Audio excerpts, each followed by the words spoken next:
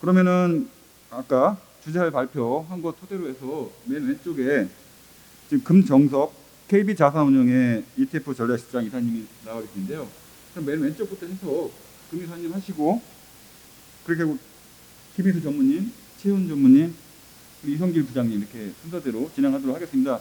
발언 시간은 한 7분에서 10분 정도 여유 있게 드릴 테니까 그냥 편하게 하고 싶은 말씀 하시고 또 중간이라도 또 궁금한 거 있으면 다른 토론자라도 뭐 질문할 거 있으면 질문하시고요. 저도 궁금한 거 있으면 계속 질문하도록 하겠습니다. 그럼 금 이사님 먼저 발언해 주시겠습니까? 예. 오늘 저 귀한 시간에 저희 업계를 대표하시는 전문가분들 쪽에서 많은 좋은 말씀 들었고요. 크게 꼭지가 이제 목소리 조금만 더. 네. 예, 크게 꼭지가 최근에 좀 트렌드가 되고 있는 이제 액티브 ETF 관련된 좀 말씀이 좀 많으셨던 것 같고요. 그 다음에 해외 쪽 투자 관련해서 과거에는 좀 이렇게 비중이 좀 크지 않았었는데 최근에 국내 상장된 해외 ETF 쪽이 많이 커지다 보니까 그거에 대한 의의 말씀이 있으셨고요. 그다음에 채널로 보면은 과거에 이제 직접 투자해서 이제는 연금 계좌를 이용한 관련된 이제 내용들이 좀 있었던 것 같습니다. 그래서 최근에 시장 상황을 잘 반영한 말씀을 주셨던 것 같고요. 어쨌거나 저희는 KB자산운용은 KB스타라는 브랜드로 이제 ETF 저희도 이제 운용을 하고 있는데 코로나를 분기점으로 해서 과거의 ETF 시장과 그 이후에 ETF 시장이 좀 뚜렷하게 좀 발전 방향이 좀 달라진 것 같습니다. 과거에는 주로 이제 레버리지나 인버스 같은 단기 매매 위주였다면은 이제는 자신의 그 자산을 증식할 수 있는 핵심 투자 수단으로서 ETF 활용도가 좀 증가하는 것 같고요. 거기에 발맞춰서 이제 자산운용사들도 많은 고민을 하고 있고 뭐 연금 계좌라든지 이제 앞으로 나타나게 되는 퇴직 관련 계좌에서도 이제 은행이라든지 금융시장에서의 플레이어들이 계속 참여를 하고 있기 때문에 시장은 좀 크게 발전될 수 있을 거라고 생각을 합니다. 그래서 투자자 입장에서도 ETF 시장에 대한 이제 경험들도 많이 늘어났고 과거에 비해서 개인들도 많이 늘어났기 때문에 이쪽 시장이 더 커질 것 같고요. 많은 관심을 가져주셨으면 좋겠고 저희도 투자자 니즈에 맞춘 많은 상품들을 상장하면서 발전을 좀 도모하도록 그렇게 진행하면 좋을 것 같습니다. 네, 간략하게 마치도록 하겠습니다. 네, 지금 너무 간략하거든요. 그럼 제가 좀 질문을 드리고 싶으면 KB자산운용이 그 다른 데와의 그 차별점은 어떤 겁니까? ETF 상품이. 네, 이제 저희는 그 상품이 대략 한 80개 정도 되는데요. 업계에서는 대략 한 3위 정도의 위치를 차지하고 있고, 저희는 그 핵심으로 갖고 있는 게 지금 현재 트렌드를 갖고 있는 ESG 관련된 상품들에 대한 라인업을 굉장히 좀 늘리고 있고요. 일단 상품별로 말씀을 드리면 ESG 쪽에서 이제 친환경 관련의 ETF들이 이제 국내 최대 규모로 지금 운용을 하고 있습니다.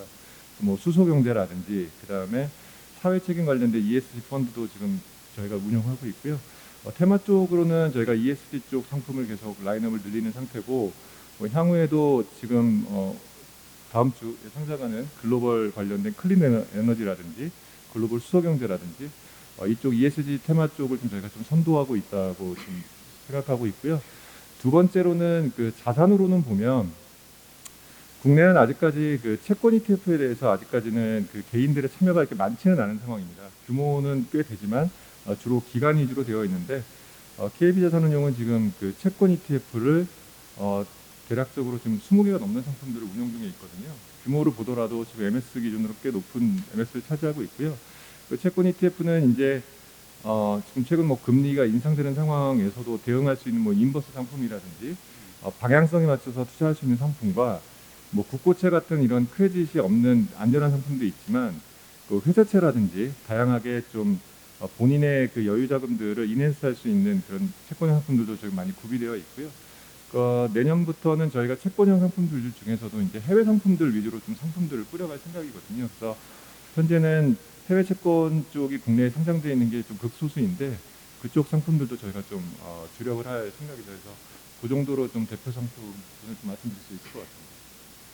네, 여러 가지 자산운용사들이 또 참여자도 늘고 있고 상품들도 굉장히 좋은 상품들이 좀 나오고 있어서 앞으로도 국내 ETF 시장이 크게 발전할 것 같다는 느낌이 왔습니다. 지금 일단은 먼저 말씀 끝내주시고 좀 나중에 또 질문할 때 또 다른 발언을 듣도록 하겠습니다. 이어서 김희수 FN 가이드의 퀀트 법무장 전무님이신데요. 전무님께서는 오늘 행사를 어떻게 보셨는지 지금부터 한번 들어보겠습니다. 네, 안녕하십니까.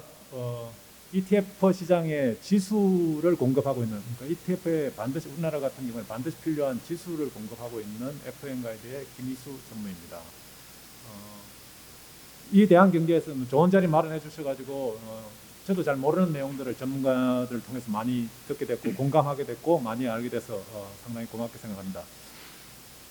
제가 저희 회사에서 이제 인덱스 사업을 하면서 느꼈던 점들을 몇 가지 말씀드리고 최근 트렌드 이런 부분에 대해서 말씀드리도록 하겠습니다. FN 가이드는 잘 아실지 모르겠지만 우리나라 금융 관련된 데이터들을 많이 모아온 회사고 그 데이터를 기반으로 해서 저희들이 2006년부터 실시간 지수를 산출해서 ETF 시장에 공급하기 시작했습니다. 초기에는 ETF 시장에 이제 초기에는 사이즈라든가 아니면은 뭐 스타일, 그러니까 가치, 성장 이런 지수들을 중심으로 해서 지수들이 많이 상장됐었는데 이런 지수들은 사실은 시장에 이런 사이즈나 스타일 팩터들 전통적으로는 이런 팩터들이 알파를 산출한다고 했었는데 글로벌하게나 우리나라에서도 이런 스타일이나 사이즈에서 이제 알파들이 많이 줄어들면서 최근에는 처음에 상장했던 종목들은 대부분 다 상장 폐지됐고 그 다음으로 이제 많이 상장됐던 것들이 이제 우리나라 같은 경우 또 산업적 특징으로 인해서 그룹주 지수들이 뭐 삼성그룹 뭐 아니면은 뭐 5대 그룹 이런 식으로 10대 그룹 이런 그룹주 지수들이 ETF로 많이 상장되고 이 지수들은 아직도 뭐 좀 대부분 다 사이즈를 유지하면서 남아있는 상황이고요. 그 다음에 이제 저희들이 많이 했던 게 이제 섹터, 전통적인 섹터 지수들이 ETF로 많이 상장됐고 최근에 이제 아까 말씀해 주신 것처럼 최근 한 2년 사이에 그런 테마 지수들이 상당히 각광을 받고 있고 저희 직원들이 한 10명 정도 되는데 아주 효율적으로 운용해도 잘 못 따라갈 정도로 테마 지수를 많이 했고 작년, 재작년 저희들이 한 54개 정도 지수를 각 연도별로 개발했었는데 올해는 지금까지만 해도 한 70개 정도를 시뮬레이션 하고 있는 정도로 지수에 대한 테마 지수에 대한 수요가 많은 상태입니다. ETF 시장을 볼 것 같으면은 저희들도 초기에 이제 이런 뭐 스타일이나 사이즈 지수 그게 기반한 레버리지 인버스 중심으로 해서 이제 이런 거래 시장으로서의 기능을 많이 하다가 그러니까 단기 수익을 요구하는 투자자들이 이제 ETF 시장에 많이 참여했었는데 최근 한 2, 3년 사이에 보면 이제 이런 시장이 많이 정상화되었다 볼 수 있는 게 이제 스마트한 이제 시장에 대해서 좀 이해하고 공부하는 투자자들, 개인 투자자들이 많이 참여했고 그다음에 또 개인연금이나 퇴직연금을 통해서 이제 투자를 하면서 장기 투자 수요들이 많이 늘어나면서 이런 스마트한 자금들을 통해서 이제 시장이 더 정상적으로 좀 확대되는 그런 방향으로 커갔다고 볼 수 있고요. 그런 반면에 이제 최근에 조금 우려된다기보다도 투자를 좀 더 분산 투자를 많이 해야 되겠다고 생각하는 부분은 최근에 나온 ETF들이 특히 액티브 ETF들인가 아니면 소수 종목에 집중된 이런 테마성 ETF들은 시장가의 트래킹 에러가 많이 커지고 그 종목 ETF 자체의 어떤 스페시픽한 리스크들이 커졌기 때문에 그러니까 한 종목 한 ETF에다가 과다하게 투자하기보다는 아까 여러 연사님들이 말씀하신 것처럼 뭐 6대 4라든지 아니면 3대 3대 3대 1이라든지 이런 식으로 자기가 좀 좋아 보이는 뭐 해외, 국내, 뭐 그다음에 채권형 이런 식으로 분산 투자하는 게 많이 그런 필요성이 많이 커졌다 상황이 ETF의 특성상으로 이런 걸 좀 말씀드리고 싶고요. 뭐 레버리지나 인버스 이런 부분은 아직도 뭐 거래가 많고 관심이 많은 부분들이 있는데 이거는 시장의 방향에 대해서 자기가 확신이 있을 때 단기적으로 투자하는 목적으로만 사용해야지 뭐 이걸 가지고 큰 수익을 내겠다 이런 식으로 투자하면은 리스크가 커진다는 걸 한 번 더 말씀드리겠습니다.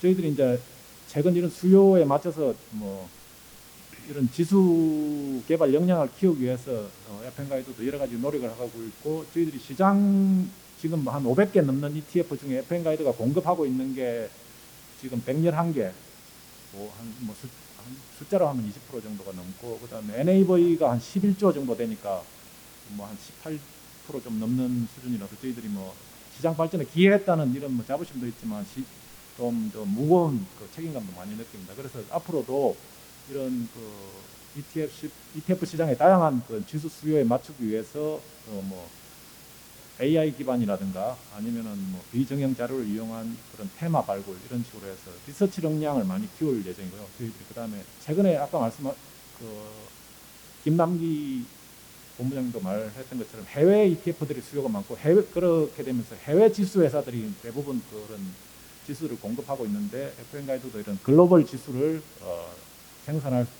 개발하고 산출할 수 있는 능력을 올해 내로 갖출 예정입니다. 이런 테마 관련해서 이제 저희들이 좀 리서치해 본 결과 좀 앞으로도 좀 단기적으로나 아니면 중장기적으로 좀 뭐 관심을 가져볼 만한 부분은 뭐 인플레, 그러니까 단기적으로는 뭐 인플레에 대응할 수 있는 상품들, 그다음에 금리가 상승되는데 대응할 수 있는 상품들, 그다음에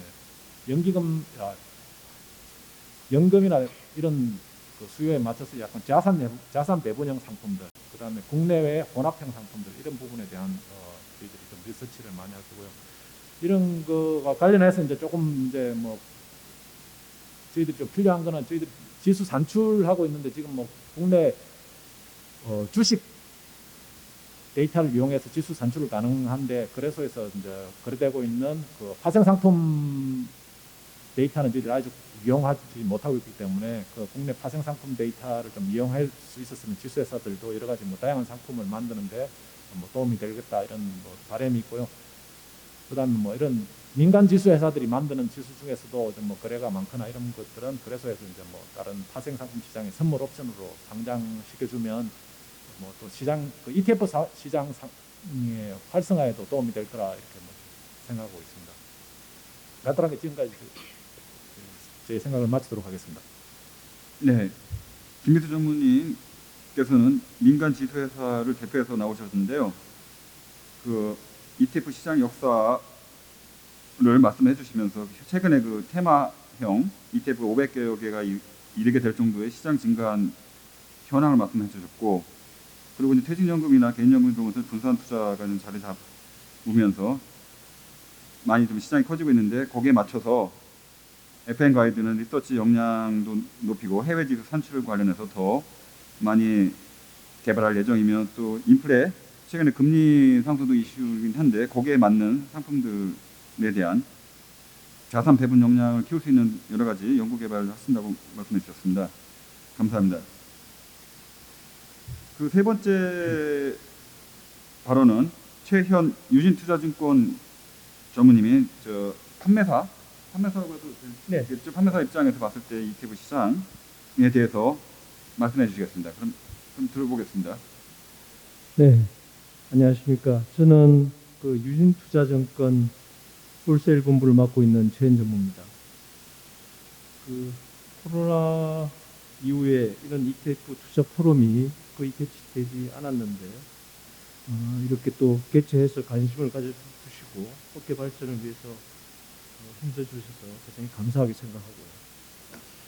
앞서 그 김남기 상무님이 얘기했던 2007년도에 그 해외 지수에 추종하는 국내 상장의 ETF가 처음으로 상장이 됐습니다. 이게 코덱스 차이나 H라는 상품이고요. 그 코덱스 차이나 H 유동성 공급을 국내 최초로 성공적으로 담당했던 정권회사가 유진투자증권입니다. 그래서 ETF 업계에서는 뭐 대행사들이 많이 있지만 유진투자증권도 선도적 지위를 좀 가지고 있고 업계 발전을 위해서 많은 기여를 했다고 생각이 듭니다. 2007년도에 상장해서 그 중국 붐이 많이 불었을 때고요. 그래서 상당히 차이나 H가 성공적으로 시작했지만 그 이후에 상당히 해외 지수를 추종하는 ETF들이 크게 발전을 못했습니다. 그런데 오늘 자료에 보면 국내 주식형 비교해서 한 40%까지 해외 주식형이 와 있다는 번접해 있고요. 이 부분은 굉장히 격세지감을 좀 느끼게 합니다. 근데 이제 지금 코로나 이후에 주식시장의 특징이 글로벌이라는 화두하고 거기에 테마, 그다음에 개인 투자 이런 게 어우러져 있습니다. 그래서 그런 부분들이 ETF 시장 발전에 굉장히 기여한 걸로 보이고요. 특히 우리나라도 지금 투자자들은 주로 투자 자산을 국내보다는 글로벌한데 계속 투자하려고 하고 있는 모양입니다. 그런데 국내 주식형이 한 40%까지 왔지만 여전히 수치가 국내 주식형에 미달하는 걸로 봐서는 이유가 좀 있는 것 같아요. 아까 세제에 대한 이야기를 했는데 해외 지수를 추종하는 ETF의 이제 국내 세제 부분은 2008년도에 만들어졌고요. 조금 기행적인 구조입니다. 그래서 해외 ETF를 사고 팔면 손익 통산을 하지 않습니다. 그래서 이익이 난 부분만 과세를 하고요.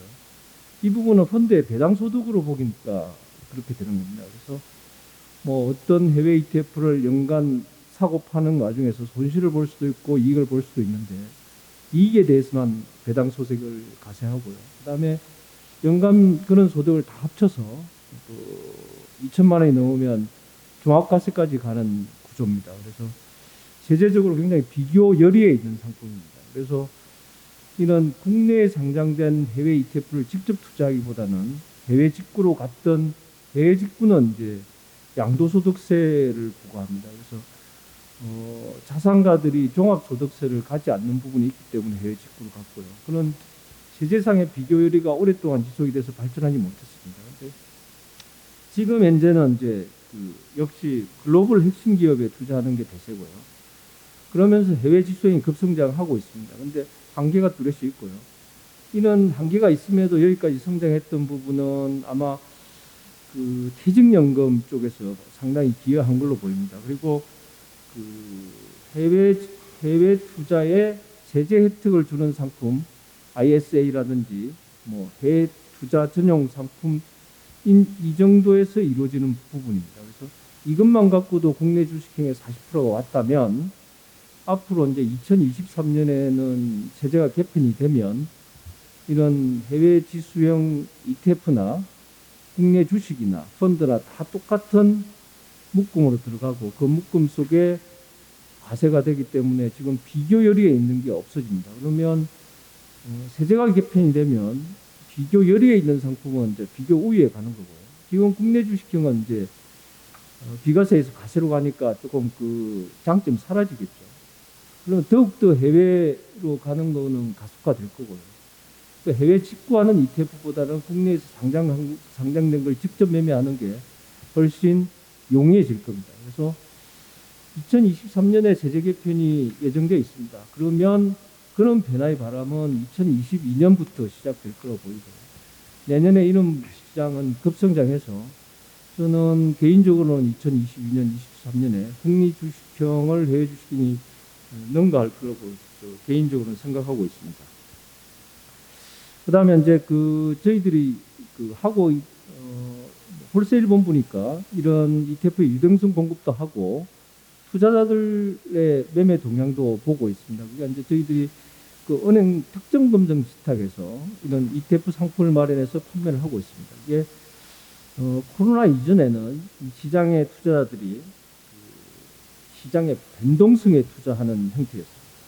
그래서 변동성에 투자해서 수익을 극대화할 수 있는 국내 대표 지수라든지 아니면 특히 레버리지에 굉장히 관심이 많았는데 코비드19 이후에 글로벌 핵심 기업에 투자하는 문화가 이쪽에도 정착되면서 그런 변동성보다는 미래 성장성에 투자하는 그러면서 이제 테마 ETF가 급성장하기 시작한 거고요. 이러한 테마 ETF의 성장도 저는 더욱더 가속화되고 그 해외 이런 테마를 담고 있는 해외 지수형도 급성장할 거라고 생각하고 있습니다. 그래서 저희가 그런 상품을 담당하는 은행권 사람들하고 만나서 얘기하고 상품을 논의하면 지속적으로 나오는 게 이제 핵심은 글로벌입니다.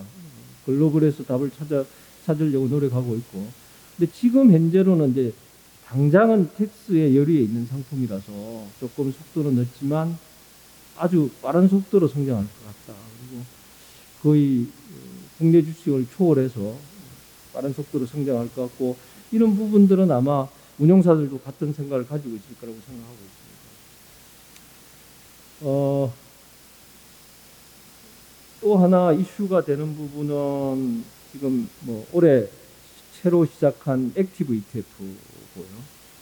많은 운용사들도 관심을 가지고 있고 또 진출하려고 하고 있는 것 같습니다. 그 이유는 이제 공모펀드에서 대거 자금이 이탈하면서 이러한 액티브 ETF가 공모펀드의 하나의 대안이 될 거라고 생각하는 운용사들이 많이 있는 것 같고요. 그래서 기존의 ETF를 운용하는 쪽도 참여하고 있지만 신규로 하려고 하는 운용사들도 아마 액티브 ETF 쪽으로, 기존의 그 패시브 ETF는 이미 브랜드 가치가 통용되는 시장이고 신규 운용사가 접근하기 힘든 부분이 좀 있는 것 같아요. 그래서 신설 운용사들이 주로 액티브 ETF로 진출하려고 하는 경향이 있는 것 같습니다. 근데 저는 이제 이 액티브 ETF를 바라보면서 ETF라는 게 왜 이렇게 전 세계적으로 인기를 끌었냐는 걸 생각해 보면 비용이 적게 들고 운용이 효율적이라는 큰 두 가지 타이틀을 갖고 시작한 거거든요. 근데 이제 액티브 ETF는 초과 수익을 준다. 그러니까 이게 운용을 잘해서 고객들을 돈을 모으겠다는 의미인데, 이 기존의 ETF 발전은 그 지수를 추적하는 거기 때문에 비교 지수에 초과 수익은 없거든요. 그럼에도 시장이 발전할 거라고 생각했던 거예요. 근데 액티브 ETF는 그렇게 보면 기존의 패시브 ETF에 조금 반하는 모양일 수도 있을 것 같아요. 그래서 이제 그러면 이게 공모펀드의 대안이 될 수 있느냐는 의문이 조금 들고요. 또 하나는 저는 이제 액티브 ETF가 이렇게 만들어진 이유는 지금 여기 지수를 만드는 쪽도 와 있지만 지수는 굉장히 룰이 엄격합니다. 근데 투자자들은 뭐 테마나 이런 거에 투자하면서 지수보다는 덜 엄격하고 본인이 그 만족할 수 있는 지수가 있을 거라고요. 그러면 이제 상품 개발하는 입장에서 지수의 엄격성을 좀 완화시켜 줄 수 있는 부분에서 출발한 게 액티브 ETF가 아니냐. 그래서 지수를 좀 더 고객 친화적으로 만들 수 있게 만든 게 액티브 ETF라고 저는 좀 바라보고 있습니다. 그래서 이게 꼭 초과 수익이 이 액티브 ETF의 발전을 담보하는 건 아니지 않는 생각이 들고요. 그래서 우리 타임폴리에 문 전무님 계신데 그 4개월 반 동안 거의 10%에 육박하는 초과 수익을 올렸더라고요. 혹시 나중에 말씀해 주실 때 비결이 있으면 좀 설명 좀 해주시고요. 또 더불어 이러한 높은 초과 수익이 오히려 덕이 되지 않을까. 왜냐하면 공모펀드에서 돈이 빠져나갔던 이유가 이런 것 같아요. 시장을 어떤 펀드가 아웃퍼폼 했어요. 근데 나는 아웃퍼폼을 잘해서 한 30%에 아웃퍼폼 할 때 들어갔는데 내가 찾을 때는 20%만 아웃퍼폼 했다면 나는 언더퍼폼을 10%한 꼴이 될 거라고요.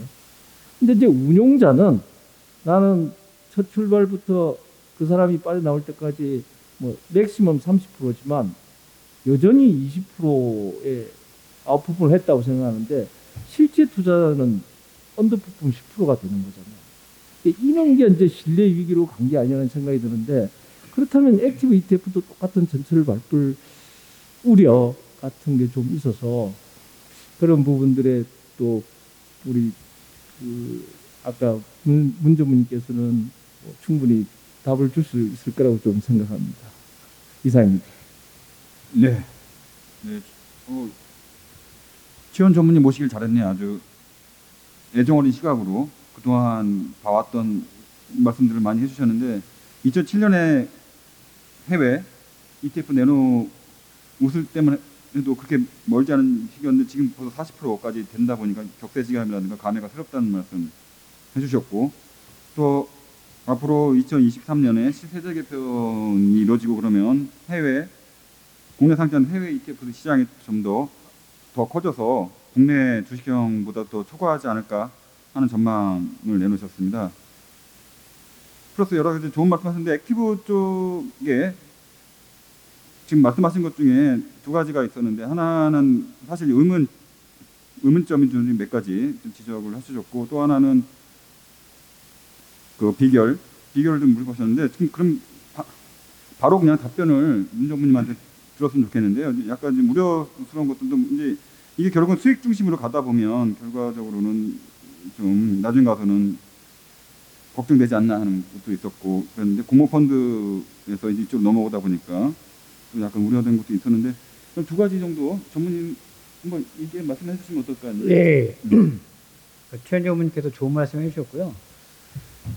최현재 어머니께서 굉장히 중요한 포인트를 지적을 해주셨는데, 결국 이제, 주가 지수를 따라가는 ETF가 일단 가장 먼저 등장을 했고요. 그 다음에 섹터, 그 다음에 스타일, 나중에 스마트 베타, 그 다음에 요즘엔 테마, 이렇게 이제 패시브 ETF들이 진화를 했거든요. 어떻게 보면은 패시브 ETF들이 굉장히 많은 커버리지를 가지고 있고 또 그걸 넓혀가면서 잘 성장을 해온 상태예요.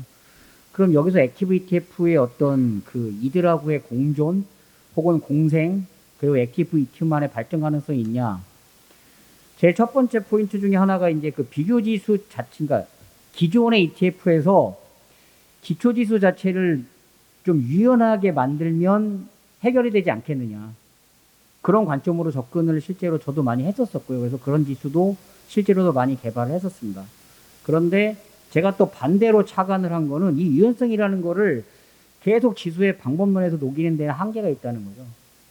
그리고 또 지수가 과체될 요건이 우리나라는 또 존재하기 때문에 그래서 결국에는 그러면 그러면 이런 지수의 한계를 인정을 하고 그러면 우리가 이 지수를 놓고서 조금 더 이 지수보다 잘할 수 있는 방법으로 운용을 하면 근데 잘할 수 있는 방법이라는 게 결국에는 유연한 운용이 되는 거죠. 그러니까 저희가 아까 저희 타임폴리오 BBIG 액티브 ETF의 비교 지수는 거래소가 만든 KRX K 뉴딜 지수거든요. BBIG K 뉴딜 지수인데 그 지수가 섹터 동일가중, 4개 섹터의 동일가중, 또 섹터 내 종목이 3종목씩 동일가중이에요. 12종목 동일가중 지수거든요. 그러면 BBIG라는 굉장히 훌륭한 테마, 또 우리나라의 중장기 성장을 대표하는 테마를 따라가는 ETF를 꼭 그런 동일가중 지수를 추종하는 방식으로 투자를 하는 것이 과연 투자자들이 원하는 것이냐. 그러면 최현정 의원님 말씀하신 방법은 두 가지죠. 지수를 뭔가 좀 새롭게 재편을 해서 유연한 지수를 새로 만든다. 1번. 두 번째는 기존의 비교 지수가 이미 사람들에게 많이 알려져 있고 사람들의 뇌리에 있는 상태에서 이거보다 섹터와 종목을 조금 더 유연하게 다루면서 접근을 하면 그게 결국 액티브 ETF만이 가진 장점이 되는 거거든요. 결국 저희는 섹터나 종목에 대해서 결국에는 지수하고 다른 배분을 가져간 거죠. 물론 아까도 말씀드렸지만 이제 5개월도 안 된 상태에서 저희는 초과 수익을 중장기적으로 계속 끌고 갈 수 있습니다. 라는 자신감을 제가 표출할 수 있지만 그건 결국 저희가 결과로 보여드린다고 생각을 하고 단지 액티브 ETF의 장점을 충분히 활용을 하면 즉 섹터나 종목에 대한 배분을 지수보다 유연하게 가져가고 지금 현재의 상황이나 미래의 상황에 맞추어서 시적절하게 가져갈 수 있냐 없냐가 결국 성과의 핵심이 될 테니까 그런 부분을 잘할 수 있는 회사가 액티브 ETF 하는 게 맞다. 제가 아까도 말씀드렸지만 알파의 영역은 평균적으로 보면 마이너스다. 그 중에서 잘하는 회사가 거의 승자 독식으로 살아남을 수 있다. 저희 회사는 그런 것에 대한 자신감이 있다는 말씀으로 오히려 답변을 드리는 게 나을 것 같고요. 액티브 ETF는 그런 면에서 앞으로 들어올 회사들의 면모를 보면 에셋플러스, 메리츠, 트러스톤, 한국밸류 굉장히 이쪽 공모펀드 쪽에서 쟁쟁하는 회사들이거든요. 그런 회사들이 그러면 액티브 ETF에 들어오는 이유는 첫 번째는 아까도 제가 보여드린 슬라이드 있지만 공모펀드 자체에 대한 신뢰가 떨어진 것도 있지만 또 하나는 사람들이 오프라인을 통해서 펀드를 가입하는 것이 이제는 불편해진 세상이 돼버린 거예요. 그러면 결국 이 펀드를 소비자에게, 금융소비자에게 공급을 하려면 결국에는 일반 주식형 매니저들은 액티브 ETF를 통해서 일반 투자가들에게 다가가고 싶은 거죠. 분위기가 어느 정도 바뀌었냐면은 제가 몇 년 전만 해도 액티브 주식형 매니저들을 이렇게 불러다가 앞으로 액티브 ETF라는 게 생기니까 준비를 해보는 게 어떻겠냐 얘기했을 때 굉장히 부정적이었어요. 근데 요즘에는 여의도에 있는 굉장히 많은 운용사의 주식운용 본부장이나 주식형 매니저들이 저를 찾아와서 액티브 ETF 상장하는 프로세스나 방법론에 대해서 저한테 거꾸로 상의를 하고 있습니다. 그러니까 세상이 엄청나게 많이 바뀐 거죠. 근데 거기에 결정적인 역할을 한 것은 일단 액티브 ETF가 현재 제도상 현재 허용된 범위 내에서도 충분히 일반 주식형 펀드처럼 액티브하게 운영이 가능하다. 그게 첫 번째고, 두 번째는 뭐냐면 이미 유통 구조나 금융 소비자들이 원하는 금융 소비 패턴이 바뀌었다. 그래서 결국에는 주식형 펀드를 운영하는 매니저들조차도 자기들의 펀드가 액티브 ETF로 바뀌어서 되는 모습을 이제는 자기들도 원한다. 그리고 여기에 참여하는 운용사들은 이미 주식형 펀드 시장이 이렇게 움츠려든 상황에서 살아남아 있는 운용사다. 그러니까 결국에는 액티브의 강자들이 남아서 액티브 ETF에 참여하게 될 것이다. 그래서 그런 것에 대한 기대감이 만약에 실제로 현실화된다면 저는 기존 ETF하고는 좀 서로 트레이드오프 없이 공생하면서 또 액티브 ETF와 영역을 갖추어서 성장할 수 있을 것이라고 생각을 하고, 근데 액티브 ETF가 단지 그냥 주식형으로만 접근할 게 아니라 아까 말씀드린 것처럼 장 외에서 오프라인으로 통용되는 금융투자 상품의 장래화를 하는데 기여하는 방향으로 더 고민을 한다면, 아까 말씀드린 뭐 포터블 알파나 이런 영역, 그러면 충분히 액티브 ETF의 성장 기반은 좀 넓어지고 또 성장의 폭도 커질 수 있을 것이다. 저는 그렇게 생각합니다. 네, 말씀 양쪽 의견을 좀 들어봤는데요. 한쪽에서는 ETF 시장이 좀 크게 성장하고 있는데 그러다 보니까 공모 펀드는 좀 안 좋아지고 하니까 그쪽에서 잘하던 플레이어들이 이쪽으로 들어오고 있는데, 그게 또 전반적으로 뭐 득이 될 수도 있지만 오히려 또 결과가 안 좋아지면 또 시장에 좀 안 좋은 영향을 줄 수 있을 것 같은 우려의 말씀을 해주셨고, 지금 그 문경석 전무님은 그래서 결국은 스타성을 갖고 있는 펀드가 수익률을 높게 가져가면 그쪽으로 이제 자금들이 많이 몰리면서 더 긍정적인 효과를 낼 거라고 말씀해 주셨는데, 앞으로 더더욱이 많은 그 공모 펀드들이 좀 들어오려고 하고 있고, 앞으로 좀 결과가 좀 어떻게 될지 참 궁금해지는 말씀이었습니다. 좀 더 들어보고, 네 번째 거래소 말씀 들어보고 또 질문도 들으면서 혹시 궁금하신 것도 있으면 이따가 다시 한번 들어보도록 하겠습니다. 네 번째 마지막 발언 말씀하실 건데요. 이성길 그 한국거래소의 증권상품시장부장님 나오셨는데 오늘 총체적인 발언 어떻게 들으셨는지 의견 한번 들어보겠습니다. 예, 안녕하십니까. 제가 한국거래소 이성길 부장입니다. 한국거래소는 이제 일반 주식도 상장을 해서 관리를 하지만은 ETF도 똑같은 방식으로 상장을 해서 관리를 합니다. 그래서 오늘 이 자리에 여러 전문가들이 계시는데 같이 불러주셔서 기쁘게 생각을 하고요.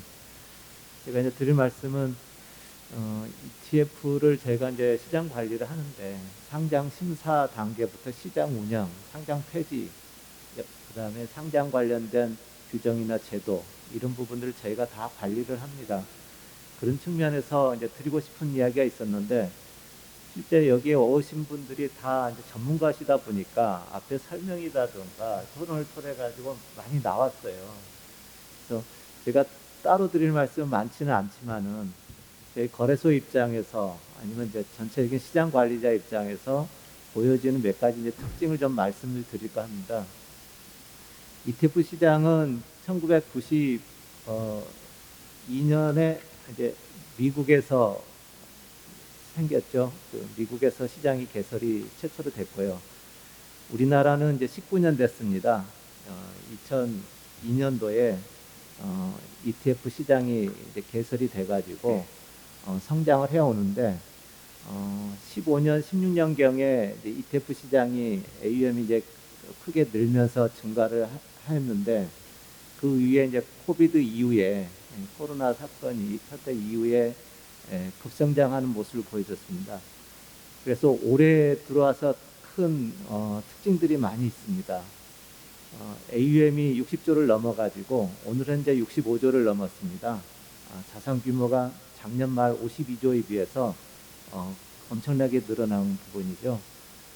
그 다음에 상장 종목 수도 과거에는 400개대 초반, 중반 정도 됐는데 오늘 현재 지금 512개 종목이 상장되어 있고요. 금년에만 이미 63개 종목 상장된 상태에서 연말에는 100개를 훨씬 넘을 걸로 상장 종목수가 넘을 걸로 이렇게 기대를 하고 있습니다. 이만큼 우리 시장에서 이제 ETF가 규모다든가 시장 면에서 크게 발전을 했는데요. 이 부분은 글로벌로도 같은 현상을 보여주고 있습니다. 글로벌 시장 어디에서나 ETF 시장은 크게 이제 성장을 하고 있고요. 최근에도 마찬가지입니다. 이 과정에서 이제 우리 시장에 나타난 특징이 몇 가지 있는데 앞에 발표하셨던 분들이 많이 말씀을 하셨어요. 제가 느끼는 것은 한 대략 4가지 정도입니다. 첫 번째로 이제 해외형 ETF가 굉장히 많아지고 있다는 겁니다. 우리 거래소 시장에 512개 종목이 상장되어 있는데 그 중에서 해외형이 150 종목이 넘습니다. 거의 3분의 1에 육박하는 수준의 상장이 해외형으로 되어 있고요. 그것도 이제 최근에 크게 나타나고 있는 트렌드이기도 합니다. 그 내용을 보면은 그 업종 분야, 산업 분야다든가 아니면 지수 종류다든가 국가 관계없이 글로벌리 모든 걸 포괄해 가지고 해외형이 좀 다양하게 많아지고 있다는 게 특징이고요. 그 다음에 앞서도 말씀하셨던 그 테마형들이 또 굉장히 인기입니다. 최근에 상장을 했던 메타버스,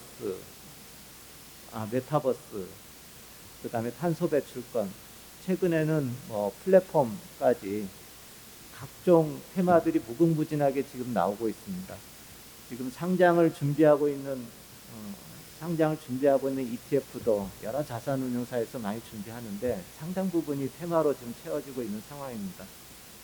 세 번째 특징은 이제 액티브인데요. 실은 채권형이 2017년에 이제 액티브로 처음 나왔고 주식형은 작년 9월달에 이제 처음으로 나왔는데 본격적으로 이제 주식형 액티브 ETF가 나온 게 올해 5월입니다.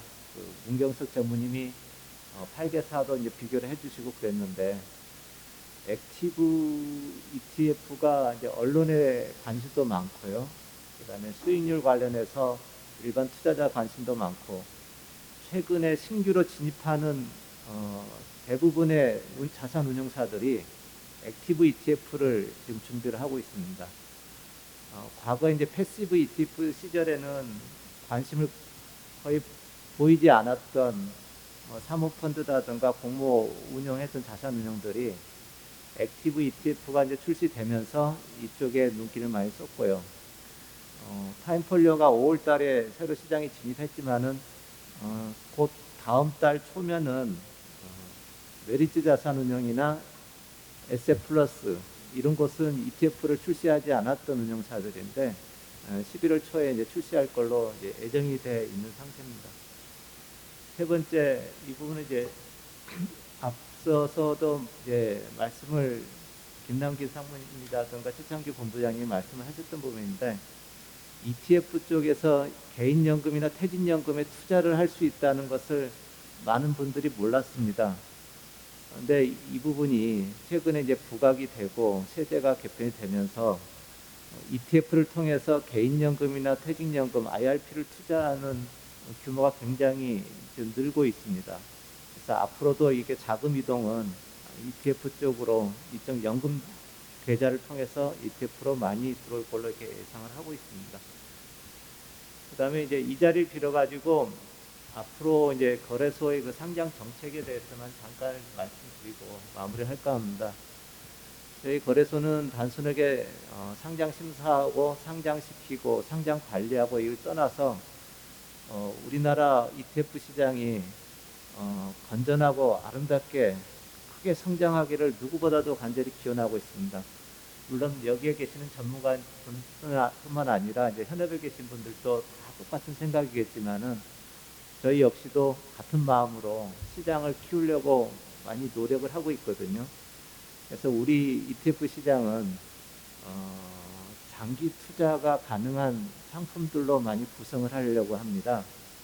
그래서 일반 국민들이 노후 자산이라든가 아니면 종합 자산에 ETF를 편입해서 장기적으로 안정적인 수익을 누릴 수 있도록 장기 투자 가능한 시장으로 발전을 시키려고 노력을 하고 있고요. 그러기 위해서 이제 또 하나가 다양한 상품을 구비하는 것입니다. 아까 뭐 분야다든가 지수 종류다든가 이런 국가다든가 이런 게 굉장히 다양하게 준비되고 있다고 했는데 이런 다양성이 모든 상품에 녹아 들어가지고 투자자들이 또 많은 상품 중에서 본인이 원하는 거, 본인이 희망하는 종목, 아니 본인이 희망하는 컨셉 이런 상품을 쉽게 자유롭게 선택할 수 있도록 이렇게 거래소는 이렇게 준비를 하겠습니다. 네, 이상으로 말씀. 네. 네, 한국거래소에서 지금 부장님 말씀하신 거 들어보면은 오늘의 행사의 모든 걸 다 담아서 그냥 한 번에 종결을 시켜 주셨네요. 이제 거래소 입장에서 봤을 때도 투명한 시장을 계속 만들어줘야 되고 또 시장 플레이어들이 활성화될 수 있게 해야 되기 때문에 많은 고민도 하고 있고 또 시장 자양분을 삼아서 열심히 좀 만들어 가야 되는데 사실 오늘 저기 뭐 좀 전에 말씀하신 것 중에 개인연금이나 퇴직연금 IRP에서 자금이 많이 이동해 오는 부분들이 사실 또 하나의 중요 사례인데요. 그러다 보니까 최근 뭐 뉴스에서 나오고 있지만 이제 미래에셋 같은 경우 퇴직연금 뭐 랩 상품이긴 하지만 아까 투기 아니냐 퇴직연금을 가지고 투기한 거에 대한 그 약간 제동이 걸려서 그것도 상품이 중단됐고 또 한쪽에서는 퇴직연금 가지고 ETF 하는 게 잦은 매매로 인해서 그걸 지금 시장이 좋아서 지금 그런 거지 뭐 그런 이런 얘기도 나오고 있는데 최창규 본부장이 봤을 때는 지금 다른 업권에서는 사실 좀 가만히 있다가 지금 말씀하신 것처럼 이쪽으로 자꾸 이제 들어오다 보니까 은행이나 보험이나 쪽에서도 지금 견제가 좀 들어오는 상황인데 그래도 퇴직연금으로 ETF 투자하는 게 낫다고 보시는 건지 아니면은 지금 이 상황이 좀 과열되다 보니까 사실 잦은 매매 그런 것들에 대해서 좀 우려하는 바도 있거든요. ETF 퇴직연금 가지고 하는 거에 대해서. 그리고 어떻게 보시나요? 제가 이제 질문 받은 내용은 그 기자들 통해서 이런 거였습니다. 우리가 한국 개인 투자들이 방금 뭐 말씀하신 뭐 퇴직연금 계좌에서 잦은 매매를 한다. 그로 손실이 발생한다. 이런 내용이라기보다는 미국 상장되어 있는 레버리지 ETF들 또는 인버스 레버리지 ETF들. 참고로 한국은 플러스 마이너스 2배까지밖에 안 되지만 미국 같은 경우에는 뭐 적게는 3배부터 많게는 5배까지 가능한 ETF들도 있는 걸로 알고 있는데 이러한 상품들의 개인 투자들의 투자세가 집중됐다.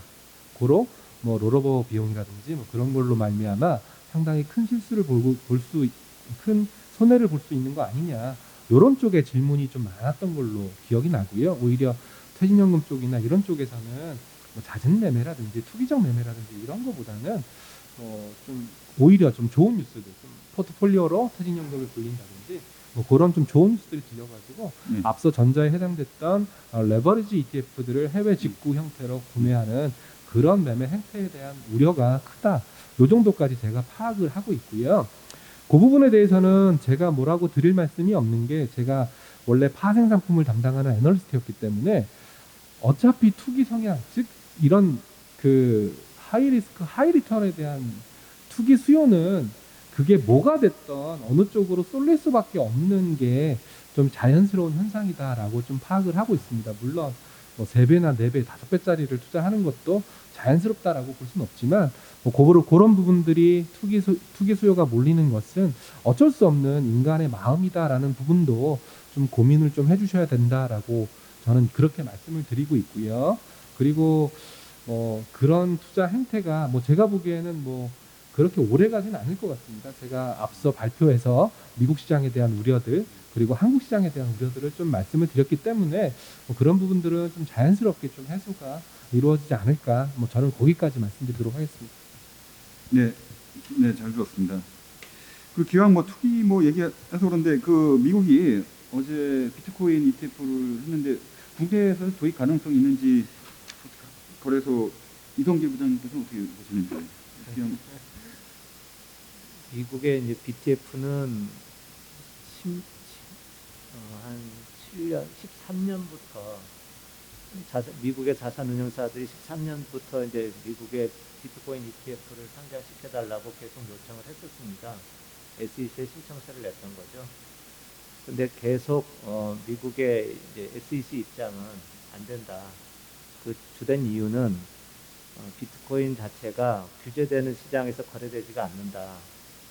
그리고 변동성이 너무 크고 시세 조작 가능성이 있기 때문에 투자자 보호 차원에서 안 된다. 이게 대명제였습니다. 대명분이었어요. 이번에 SEC에서 공식적으로 발표하지는 않았지만은 프로세어인가요? 거기서 이제 19일부터 상장한다고 이제 발표를 하긴 했는데 이 부분을 SEC 입장에서 이제 바꾼 것 같습니다. 이제 저희 입장에서 보면은 이제 저희 거래소 ETF 상장 정책 자체가 변동성이 큰 상품은 상장을 시키지 않는 게 저희 원칙입니다. 그래서 이제 레버리지도 지금 2배까지만 법적으로라든가 규정적으로 허용을 하고 있고요. 네. 변동성이 아주 높은 상품들, 뭐 특정한 원자재 같은 경우에는 상장을 제한을 하고 있는 상태입니다. 그래서 우리 국내 시장에 이제 ETF가 상장이 되려면은 여러 가지 변동성이라든가 투자자 보호 정치, 그 다음에 정부의 정책 이런 부분들이 다 반영이 돼서 어느 정도 사회적인 합의를 이룬 다음에 상장이 되지 않을까 이렇게 생각이 듭니다. 네. 근데 저는 아직은 국내 시장 여러 가지 성숙 여건이라 봤을 때 물론 다양성의 하나의 자양분이 되겠지만 그래도 시기상조가 아니겠느냐, 너무 변동성이 크기 때문에 라고 좀 법적으로 말씀을 해주셨습니다. 그래서 오늘 그 발언들 하셨는데 혹시 추가로 말씀해 주실 분 있으면 해주시고요. 그 객석에서 지금 열심히 끝까지 경청하신 분들이 많은데 혹시 궁금한 점 있으시면은 듣도록 하겠습니다. 네, 안녕하세요. 저 하나자산운용 이고은 대리입니다. 저 ETF에 대해서 여러 가지 말씀 잘 들었습니다. ETF 관련해서 저희가 갑자기 질문하려는 생각이 안 나는데 많은 회사에서 ETF 쪽에 좀 많이 투자를 하고 있잖아요. 사실 저희 회사도 그 새롭게 ETF 본부를 만들고 본부를 격상시키고 그 펀드로 만들 수 있는 것도 되도록이면 ETF로 만드는 방향으로 하는 식으로 ETF에 많이 그 주력을 하고 있거든요. 그래서 저희 삼성자산운용에서 오신 분께 질문 드리겠습니다. 그 ETF에서 지금 삼성자산운용이 가장 선두에 서 계시잖아요. 그래서 좀 ETF 시장을 좀 우리나라에서 선도하는 입장에서 앞으로 ETF 시장이 얼마나 더 성장할 수 있을지, 그리고 삼성자산운용은 ETF 부분에 또 어떤 새로운 도전을 할 계획이신지 여쭤보고 싶습니다. 이게 4개월밖에 안 된 저에게 너무나 가혹한 질문이고요.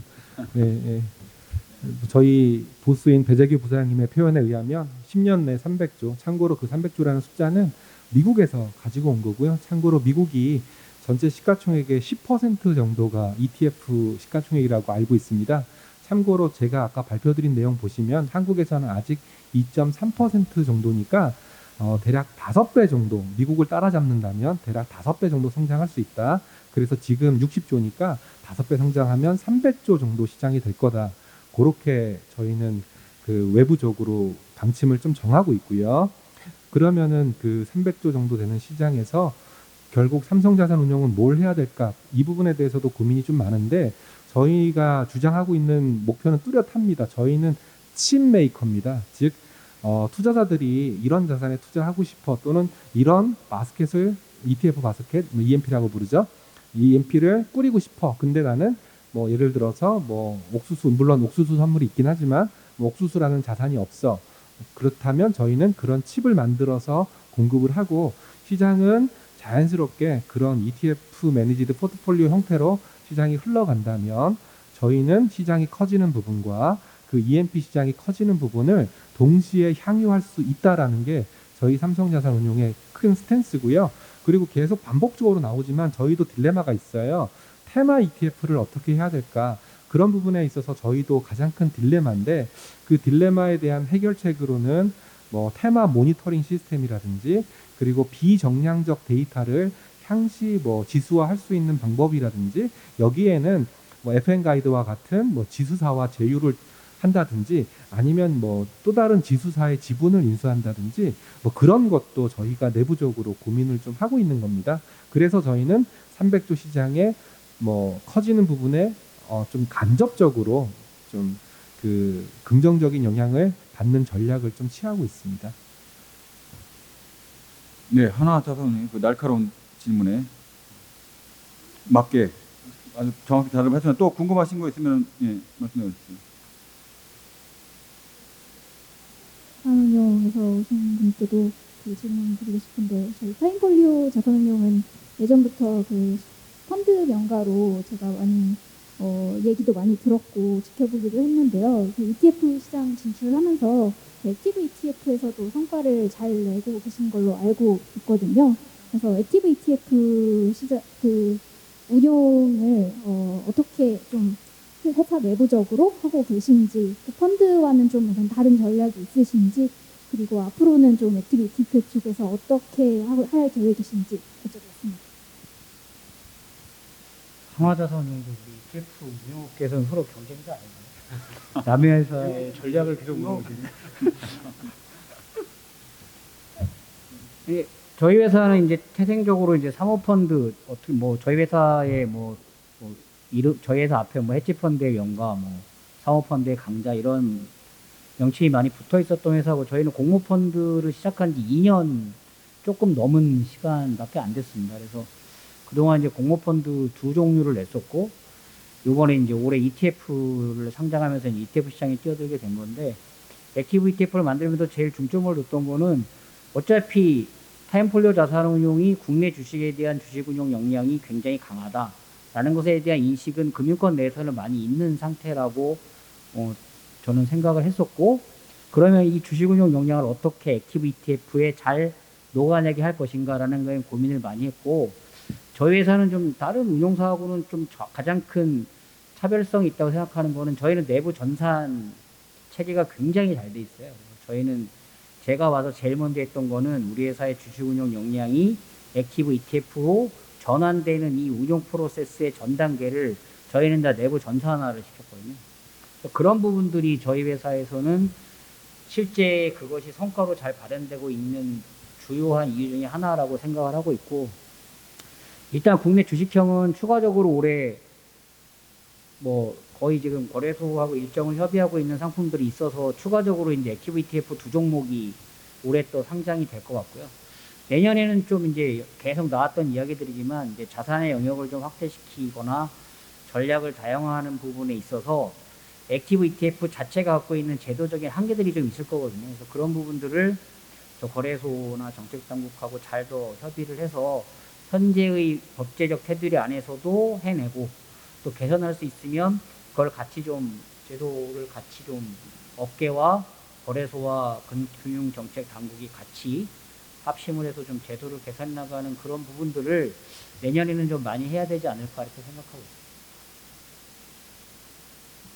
네, 오늘 그 토론자 분들도 그렇지만 오늘 영업 비밀도 대방출되는 것 같은데, 오늘 삼성이나 사실 단도 듣기 어려운 것들을 좀 많이 좀 가져갔으면 좋겠습니다. 근데 끝까지 남아주셨으니까 혹시 더 궁금하신 거 있으시면은 또 한두 개 더 받을까 하는데요.